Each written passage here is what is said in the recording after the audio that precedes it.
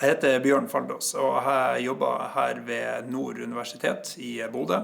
Jeg har jobbet med akuttmedisin siden 1996. Jeg er ambulansearbeider, jeg er sykepleier, og jeg har en mastergrad i samfunnssikkerhet og kriseledelse. I 2016 så begynte jeg å jobbe på paramedisinutdanningen her i Bodø, og nå forsker jeg samtidig som jeg underviser.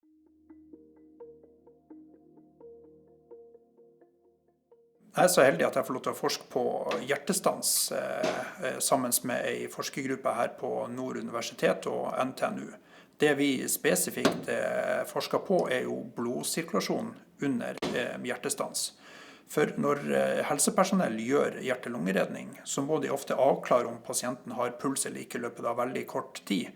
Og det gjør de ved å kjenne etter puls. Men det er forbundet med stor usikkerhet og unøyaktighet, og vi ønsker å se på om det kan være en mulighet for å gjøre det enda bedre. Og vi forsker da på om et ultralydplaster som man legger over pulsåret her, kan erstatte å kjenne etter puls. For ultralyd registrerer jo blodsirkulasjon på verdier som er mye, mye lavere enn det som er mulig å kjenne med fingrene, og kanskje med større nøyaktighet. Og det er det vi da undersøker om det her ultralydplasteret da kan erstatte det å bruke fingrene. Vi har utviklet en hjertestansmodell der vi testet ut det her ultralydplasteret for å se på om det er sikkert å kunne bruke noe sånt i en sånn situasjon. Så steget videre er jo da at vi tar det ut og tester det her ut på ekte hjertestanser på pasienter.